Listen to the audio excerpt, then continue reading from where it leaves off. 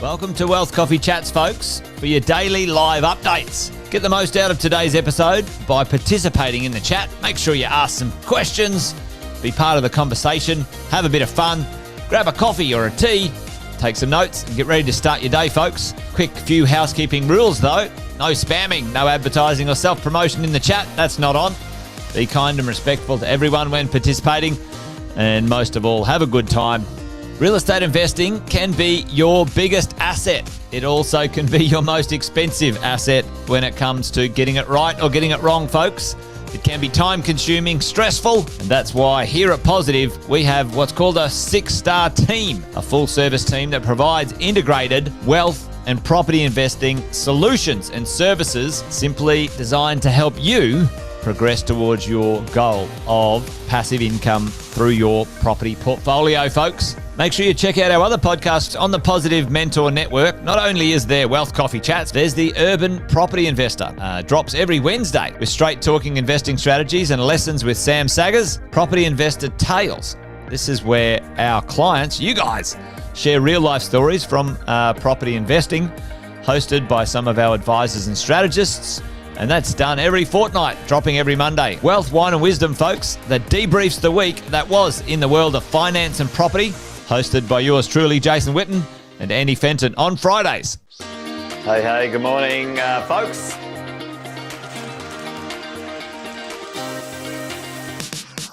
Good morning, everybody. Welcome to another Wealth Coffee Chat. Hope you're well, folks, wherever you are. There it is, team. Morning. Morning, wherever you're tuning in from today. Early bird gets the worm, they say. Here at Positive, we offer a 6-star team. It's a team that help you at every stage of your wealth creation journey.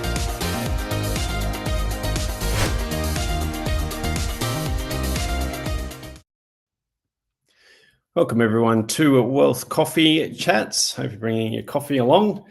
Today, I'm going to be talking about the Australian market overall, but from a statistical perspective. So I've got a whole bunch of data here from the ABS. Looking at ABS 6432, the total value of dwellings, and table 2 here. We're mostly looking at the capital cities for median price, and we're looking at houses and units across these cities. So we'll start here. Feel free to put any questions you have in the chat as we go along.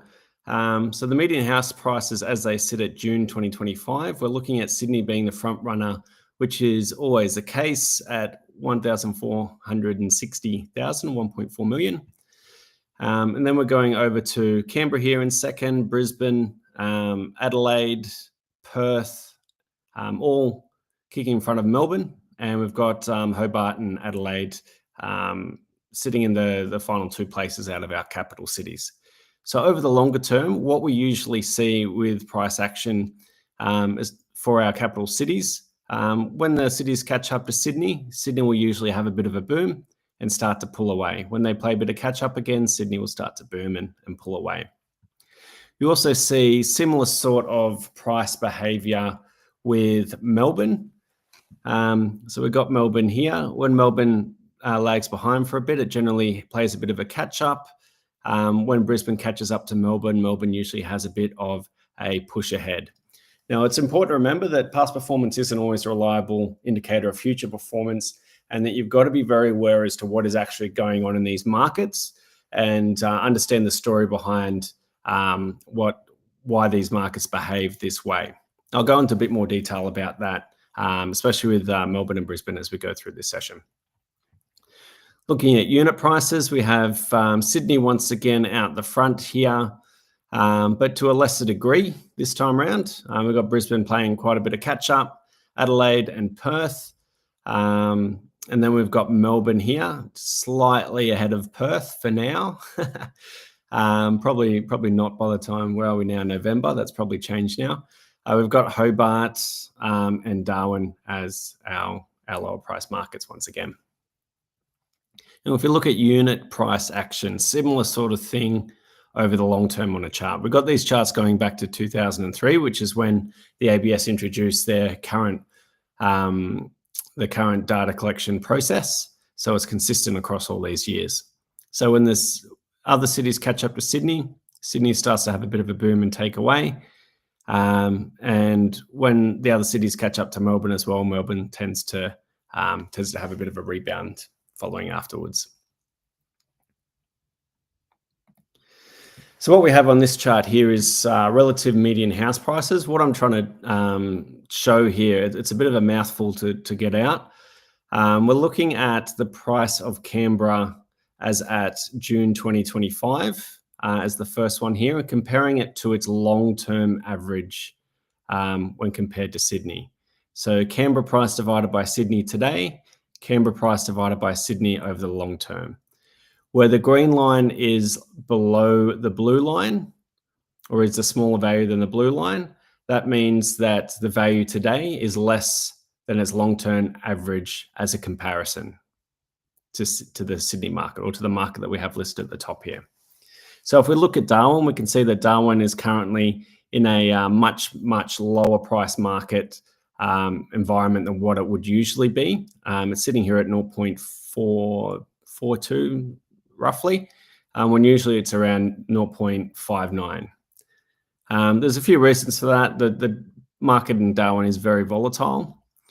If we're looking at Brisbane, you can see that Brisbane has kind of edged out ahead. It is now a bit in front of its long-term price relationship with Sydney. And if you look at Melbourne, you can see that Melbourne's quite a bit behind its long-term relationship with Sydney. You know, it could be because of factors local. It could be because of factors in the Sydney market itself. I like to use Sydney as a comparison, as at least the first comparison, because it is the major market. It is the main market. And I believe it's a reliable one to compare the rest of the cities. Because if you have a look at these charts, it usually is the one that is all the way ahead. When there is a catch up, Sydney starts to rebound. You can read into that a bit. Looking at unit prices on the right here, you can see similar sort of pricing behavior, except for Hobart, Perth, Adelaide, Brisbane. Their unit markets are a little bit higher than their longer term average when compared to Sydney, especially Perth, Adelaide, and Brisbane with their recent growth experience. You can see here Melbourne's a little bit behind. So if you can compare to Melbourne, the reason I want to compare to Melbourne is just to show the value that is in the Melbourne marketplace compared to the other cities. So Canberra is probably a bit more expensive than its long-term relationship with Melbourne. Darwin's a little bit cheaper. Hobart's a bit more expensive. Then you've got Perth, Adelaide, and Brisbane. They're quite a bit more expensive. And then you've got Sydney here as well. When you're looking at it from this perspective, it is quite a bit more expensive than what you would expect for the long-term average of Melbourne to be. And we've got similar pricing behavior over here for the units as well, especially Perth, Adelaide, and Brisbane again. Got a comparison here of correlation across the market. So we'll start here with correlation across houses. It's a big screen of numbers here. It's pretty dull to look at, so I decided to make it a bit more festive and a bit more Halloween with some bright colors and a little bit of joy on the slide. But basically what we're looking at here is, we'll start with a quick comparison. So this is houses, this is units. This is houses, this is units. So first point, high correlation across markets with houses. The reason that will be is because you'll have probably more macro factors influencing houses across the board. Things like availability of credit, economic growth, overall health of the economy, directly impacting housing and land prices. Units a lot more dependent on the micro market environment. Employment drivers that are near these units, these are higher density dwellings, so you do need to have those employment drivers nearby. They'll be highly dependent on the infrastructure that's available, the health of the micro economy, the demographics, all that sort of thing. But when we're looking at, back to houses here, we're looking at the correlation between the cities. You can see that Sydney and Melbourne, they have the highest correlation out of any of the cities at 0.8. Then you've got Brisbane and Adelaide with 0.77. Anything above 0.7, you could say, will have some kind of, relatively strong correlation relationship. Anything below 0.3 would mean not a correlating relationship. So that means the prices will operate independently of each other. There's not much relationship between them at all. Between 0.3 and 0.5, which is where you'll find most of the actual the price behavior between houses sitting.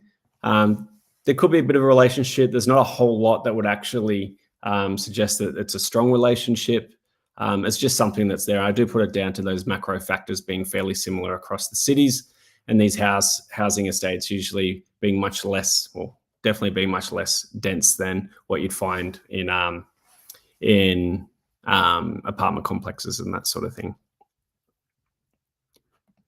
So with units, you can see here the highest correlation we have will be Sydney and Melbourne once again, 0.6. And then even with Brisbane and Adelaide here, they're sitting at around 0.3, which would suggest just slightly above a lack of correlation. And Perth is sitting here correlating with Brisbane's market at around 0.5. Other than that, there's just no relationship. So that means, it is very important to select the right market when you're looking at units. It is very microeconomic dependent. That's how our acquisitions team comes into play, to absolutely vet anything that isn't worth investing in and reduce our investable universe to high quality assets. And it's also a great way to diversify. If you are looking to have a portfolio of non-correlating assets, apartments can really help out on that front. So have a look at a few of the statistical measures here. So we've got, there's quite a bit of text here. I won't go into too much detail. It's just describing what type of distribution you would expect these markets to have. I'll highlight some of the more interesting ones. So if we're looking, but when we're measuring risk, I generally measure risk as, well, when you're looking at a standard deviation, it's a measurement of volatility both on the upside and the downside. I'm not particularly worried about having significant upside risk. I'll prefer to chase upside risk. What I'm worried about is the downside risk.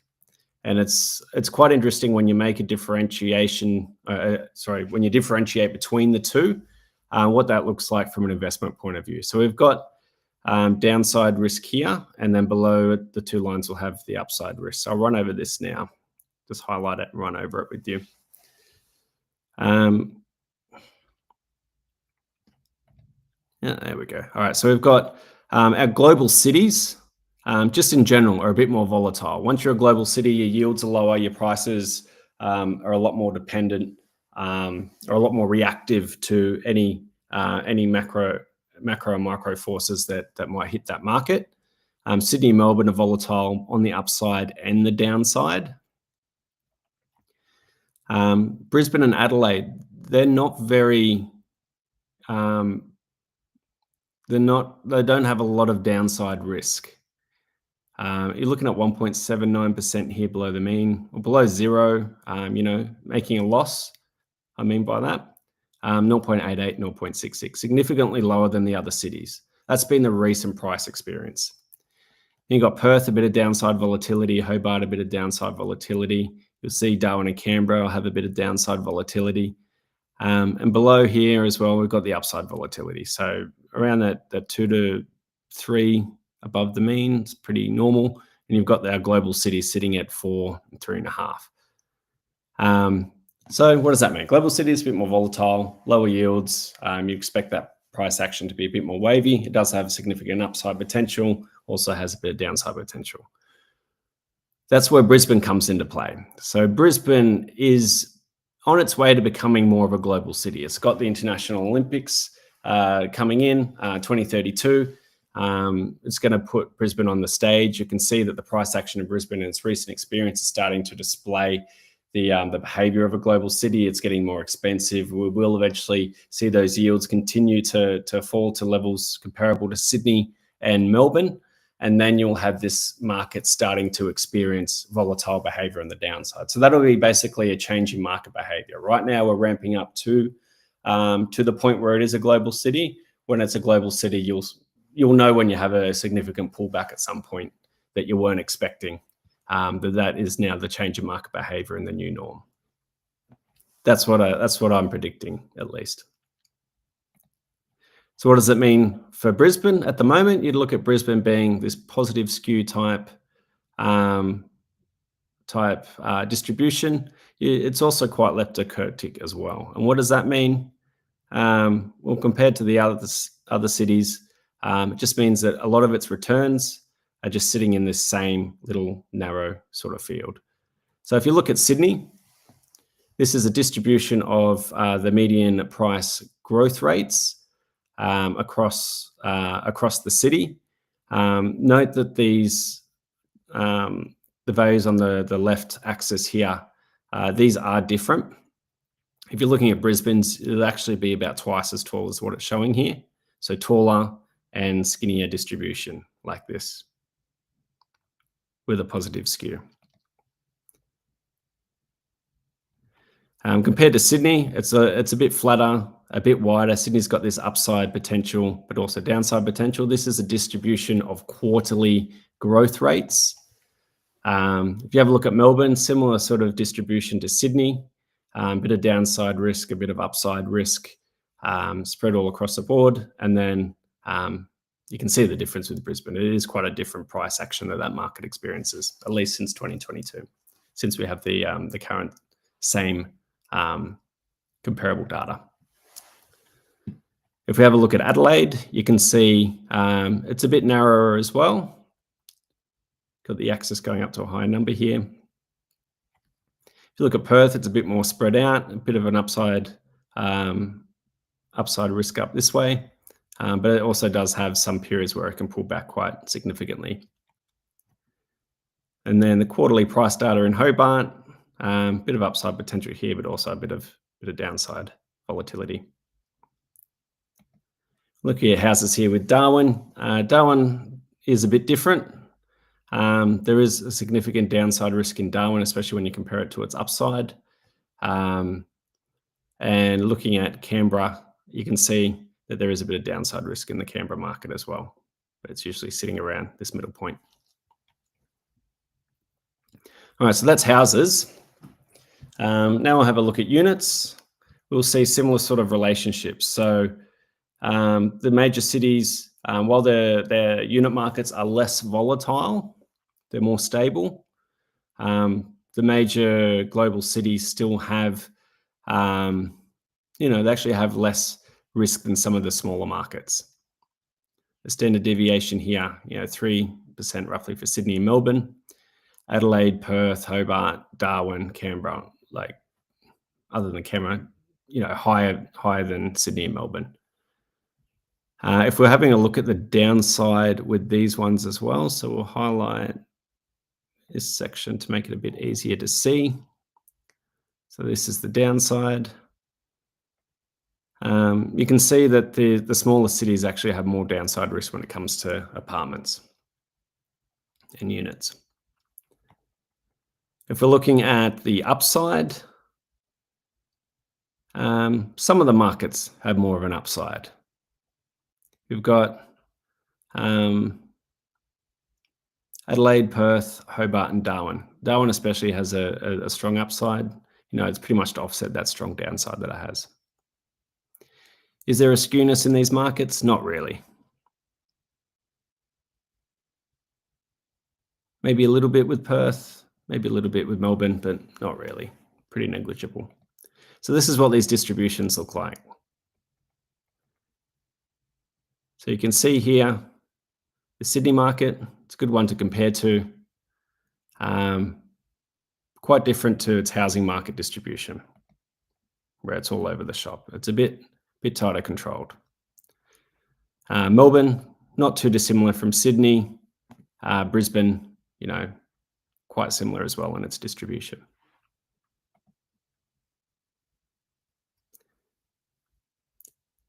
Adelaide, Perth, similar. You can see a bit of volatility in Perth, volatility on the upside, a bit of volatility on the downside. It's the nature of its market. And then Hobart as well. You've got some significant downside volatility with a bit of upside. Then we've got Darwin's unit market. Look at that. That's what happens when you have a unit market in a place that can't always support a unit market. It is volatile. It is very, very much very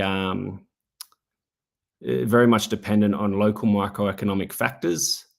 And in a volatile kind of economy like Darwin's, you can see that the prices of these units, they're all over the shop. And then Canberra, a little bit more normalcy.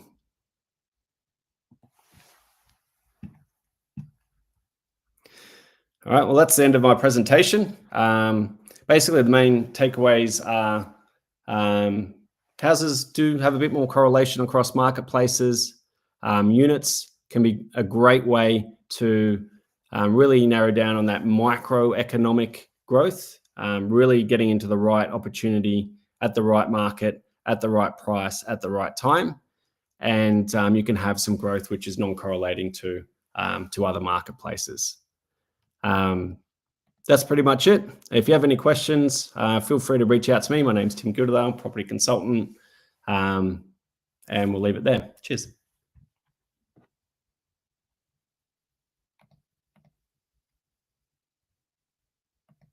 Thanks for watching another episode of Wealth Coffee Chat, folks.